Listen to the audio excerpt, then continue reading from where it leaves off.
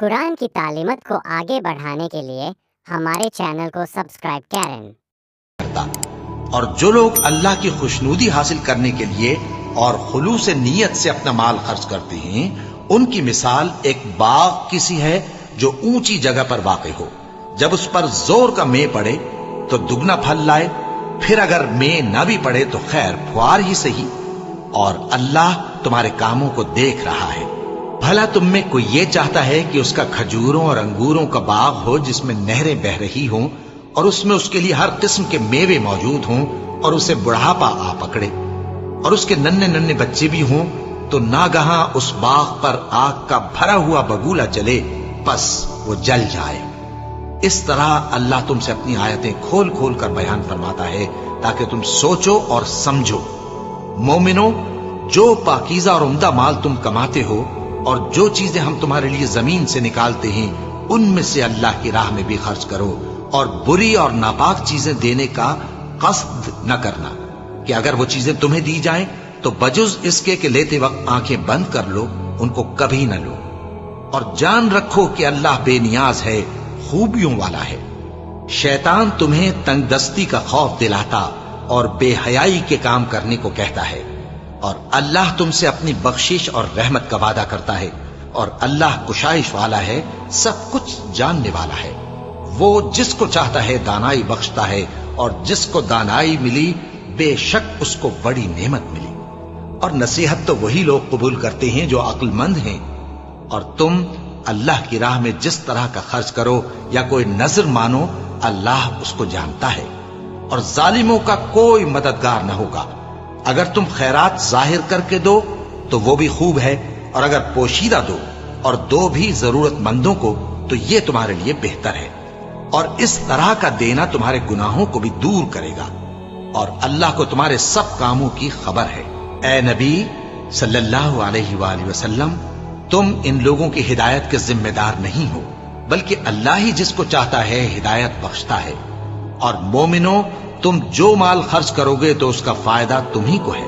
اور تم تو جو خرچ کرو گے اللہ کی خوشنودی کے لیے کرو گے، اور جو مال تم خرچ کرو گے وہ تمہیں پورا پورا دے دیا جائے گا، اور تمہارا کچھ نقصان نہیں کیا جائے گا۔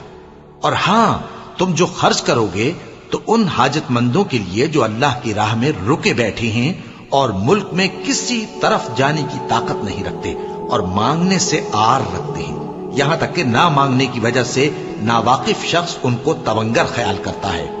اور تم قیافے سے ان کو صاف پہچان لو کہ حاجت مند ہیں، اور شرم کے سبب لوگوں سے منہ پھوڑ کر اور لپٹ کر نہیں مانگ سکتے۔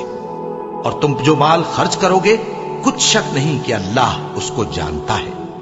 جو لوگ اپنا مال رات اور دن اور پوشیدہ اور ظاہر اللہ کی راہ میں خرچ کرتے رہتے ہیں، ان کا صلہ ان کے پروردگار کے پاس ہے، اور ان کو قیامت کے دن نہ کسی طرح کا خوف ہوگا اور نہ غم۔ جو لوگ سود کھاتے ہیں وہ قبروں سے اس طرح حواس باختہ اٹھیں گے جیسے کسی کو جن نے لپٹ کر دیوانہ بنا دیا ہو، یہ اس لیے کہ وہ کہتے ہیں کہ سودا بیچنا بھی تو نفع کے لحاظ سے ویسا ہی ہے جیسے سود لینا، حالانکہ سودے کو اللہ نے حلال کیا ہے اور سود کو حرام۔ تو جس شخص کے پاس اللہ کی نصیحت پہنچی اور وہ سود لینے سے باز آ گیا تو جو پہلے ہو چکا وہ اس کا، اور قیامت میں اس کا معاملہ اللہ کے سپرد۔ اور جو پھر لینے لگا تو ایسے لوگ دوزخی ہیں کہ ہمیشہ دوزخ میں جلتے رہیں گے۔ اللہ سود کو نابود یعنی بے برکت کرتا اور خیرات کی برکت کو بڑھاتا ہے، اور اللہ کسی ناشکر گناہگار کو دوست نہیں رکھتا۔ جو لوگ ایمان لائے اور نیک عمل کرتے اور نماز پڑھتے اور زکوٰۃ دیتے رہے، ان کو ان کے کاموں کا صلہ اللہ کے ہاں ملے گا، اور قیامت کے دن ان کو نہ کچھ خوف ہوگا اور نہ وہ غمناک ہوں گے۔ مومنو، اللہ سے ڈرو، اور اگر ایمان رکھتے ہو تو جتنا سود باقی رہ گیا ہے اس کو چھوڑ دو۔ پھر اگر ایسا نہ کرو گے تو تم اللہ اور اس کے رسول کی طرف سے اعلان جنگ سن لو، اور اگر توبہ کر لو گے اور سود چھوڑ دو گے تو تم کو اپنی اصل رقم لینے کا حق ہے، جس میں نہ اوروں کا نقصان اور نہ تمہارا نقصان۔ اور اگر قرض لینے والا تنگ دست ہو تو اسے کشائش کے حاصل ہونے تک مہلت دو، اور اگر زر قرض بخش دو تو وہ تمہارے لیے زیادہ اچھا ہے، بشرطے کہ سمجھو۔ اور اس دن سے ڈرو جبکہ تم اللہ کے حضور میں لوٹ کر جاؤ گے، اور ہر شخص اپنے اعمال کا پورا پورا بدلہ پائے گا، اور کسی کو کچھ نقصان نہ ہوگا۔ مومنو، جب تم آپس میں کسی میعاد معین کے لیے قرض کا معاملہ کرنے لگو تو اس کو لکھ لیا کرو، اور لکھنے والا تم میں کسی کا نقصان نہ کرے بلکہ انصاف سے لکھے۔ نیز لکھنے والا جیسا اللہ نے اسے سکھایا ہے لکھنے سے انکار بھی نہ کرے اور دستاویز لکھ دے، اور جو شخص قرض لے وہی دستاویز کا مضمون بول کر لکھوائے، اور اللہ سے کہ اس کا مالک ہے خوف کرے، اور زر قرض میں سے کچھ کم نہ لکھوائے۔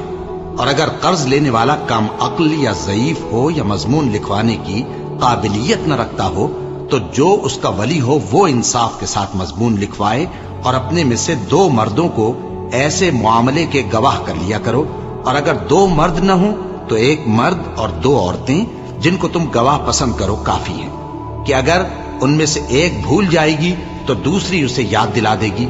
اور جب گواہ گواہی کے لیے طلب کیے جائیں تو انکار نہ کریں، اور قرض